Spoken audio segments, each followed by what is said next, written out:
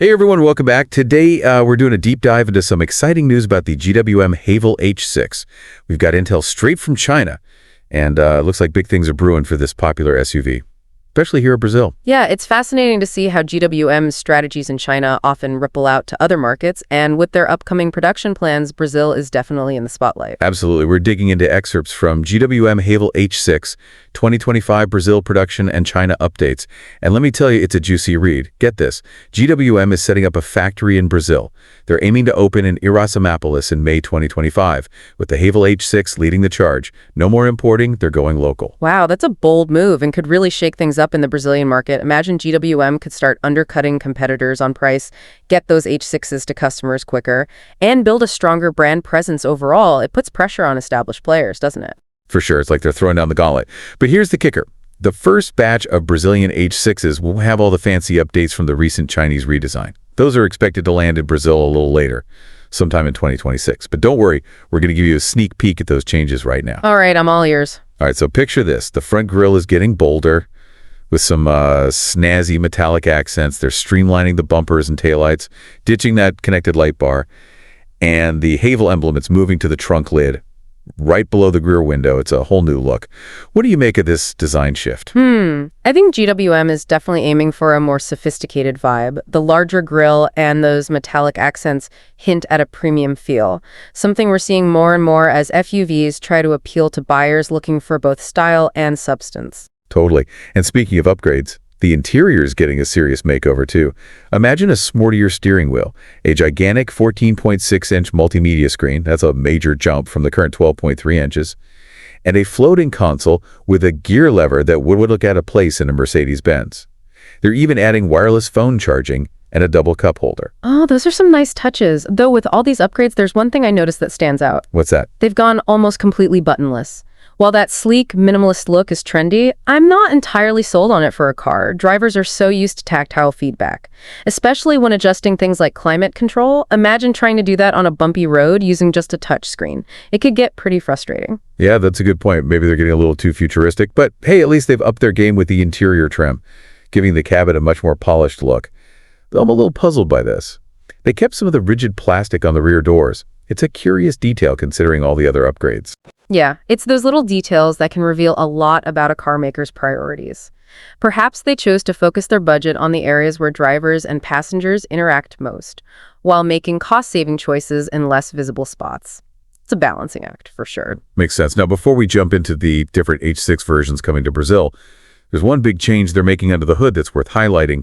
Remember that 1.5 turbo gasoline engine? Well, get ready for this. It's going flex fuel. Now, that's a brilliant move for the Brazilian market. With the popularity and availability of ethanol here, that flex fuel capability gives drivers more choice at the pump.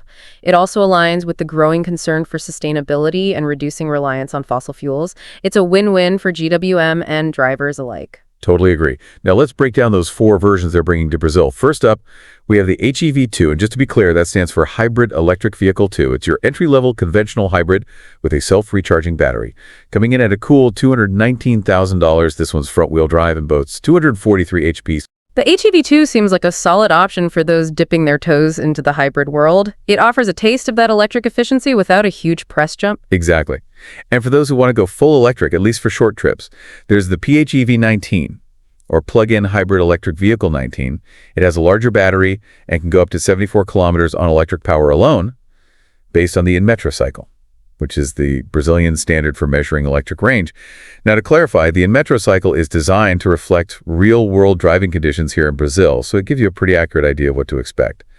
The PHEV 19 comes in at $244,000, has front-wheel drive, and packs a punch with 326 HP. It's interesting how GWM is catering to different needs and budgets within their hybrid lineup. The HEV2 is that entry point, while the PHEV 19 steps it up for those who want more electric range and performance. Couldn't have said it better myself.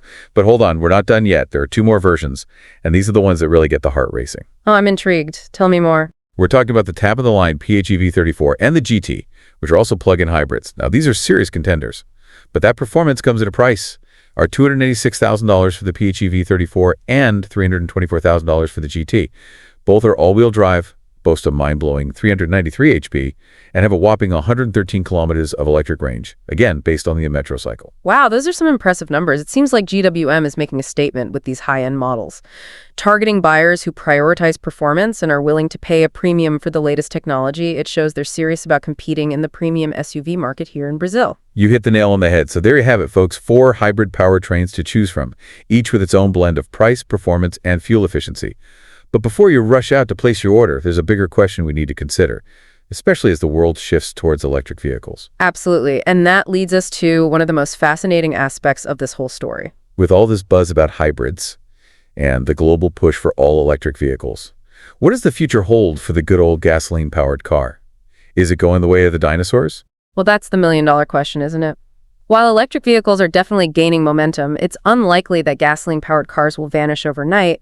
We're probably looking at a transition period, a kind of automotive melting pot where different technologies cater to different needs and budgets. So like a gradual evolution rather than a sudden extinction event. Exactly. And that's where GWM's strategy gets really interesting. They're not putting all their chips on Geely Electric or just gasoline.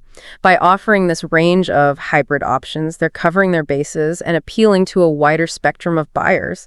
It's a smart hedge in a market that's still figuring itself out. It's like they're saying, hey, we're ready for whatever the future throws at us. But speaking of the future, this move by GWM could have ripple effects throughout the entire Brazilian car market. Oh, absolutely. Competition is a powerful driver of innovation. When a new player like GWM comes in with competitive pricing and the latest technology, it forces everyone to step up their game, ultimately. That's good news for you, the consumer, because it means more choices and potentially better value for your money. It's like a chain reaction, pushing the whole industry forward. And we're seeing this play out globally. Not just in Brazil. The automotive landscape is transforming at an incredible pace. And it's fascinating to watch how companies like GWM are adapting and shaping the future of mobility. It really is. We're witnessing a convergence of technological advancements, shifting consumer preferences, and a growing awareness of environmental sustainability. All these factors are coming together to create this incredibly dynamic and exciting period in automotive history. And what's amazing is that this isn't just about cars anymore. It's about the way we live our lives. The choices we make about transportation have a direct impact on our communities and the planet. So whether you're a diehard gearhead or just someone who needs a car to get around, it's worth paying attention to these trends and understanding the implications. I couldn't agree more. The decisions we make today will have a lasting impact on our world. And remember, this is just the beginning of the story. As GWM ramps up production in Brazil and introduces new models and technologies, we'll be right here with you, diving deep into the details and analyzing what it all means. Stay tuned. All right, so we've covered a lot of ground today. We've explored the ins and outs of GWM's Brazilian production plans, taken a sneak peek at the redesigned H6, and dissected the diverse hybrid powertrain options. But before we wrap things up, I want to leave you with one final thought. Okay, I'm all ears. Think about this. With all this talk about hybrids and electric vehicles, what does this shift really mean for you, the driver? Will you embrace the new technology or hold on to the familiar rumble of a gasoline engine? That's a great question to ponder. Ultimately, the choice is yours. But as you weigh your options, remember to consider not just your personal preferences, but also the impact your choices will have on the world around you. Well said. We'd love to hear your thoughts on this. What are your predictions for the future of the car? Are you excited about electric vehicles? Or do you have reservations? Drop us a comment or send us a message. Let's keep this conversation going. Absolutely. We're all on this journey together, and your insights and perspectives are invaluable. Thanks for joining us on this deep dive into the world of the GWM Haval H6. Until next time, keep exploring, keep learning, and keep those wheels turning. You know, it's funny, we often talk about these big industry shifts and technological advancements, but sometimes it's easy to forget that there's a human element at the heart of it all. Yeah, that's true. Behind all the specs and statistics are real people making decisions about what cars to buy, what features matter to them, and how they want to experience mobility. Exactly. And that brings me to something I've been thinking about. We've talked a lot about the different H6 hybrid options coming to Brazil, but there's one detail we haven't really dug into yet. It's something that's specific to the Brazilian market and could be a game changer for drivers here. Okay, I'm curious. What is it? Remember how we mentioned that 1.5 turbo gasoline engine is going flex fuel? Well, that's not just a minor tweak. It's actually a pretty big deal in Brazil. You're absolutely right. It's easy to overlook that detail, but it speaks volumes about GWM's understanding of the Brazilian market. Right. So for those who might not be familiar with flex fuel technology, it basically means the engine can run on either gasoline or ethanol. or any combination of the two. And that's huge in Brazil, where ethanol is readily available and often much cheaper than gasoline. It gives drivers the flexibility to choose the most cost-effective fuel option at any given time. It's like having the best of both worlds. You can take advantage of lower ethanol prices when they're available and still have the option to use gasoline when needed. It's a win for drivers' wallets and potentially for the environment, too. Absolutely. Ethanol is a renewable fuel source, so using it can help reduce dependence on fossil fuels and contribute to a lower carbon footprint. GWM's decision to make the H6 flex fuel really aligns with that global shift towards sustainability we've been discussing. Yeah, it's like they've found this sweet spot between performance, affordability, and environmental consciousness.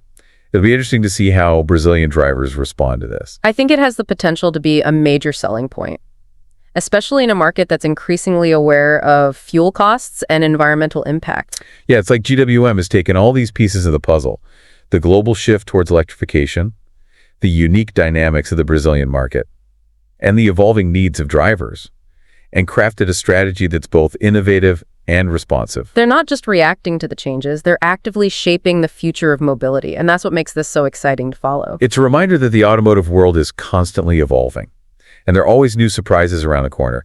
Who knows what innovations we'll be talking about in the next few years? That's the beauty of it, isn't it? There's always something new to learn, something new to explore. It keeps us on our toes and makes this whole journey so much more engaging. Well said. And on that note, I think it's time to wrap up this deep dive. We've covered a lot of ground, from GWM's ambitious production plans to the redesigned H6 and the implications of their hybrid and flex fuel technology. It's been a fascinating conversation. Thanks for having me. The pleasure was all mine.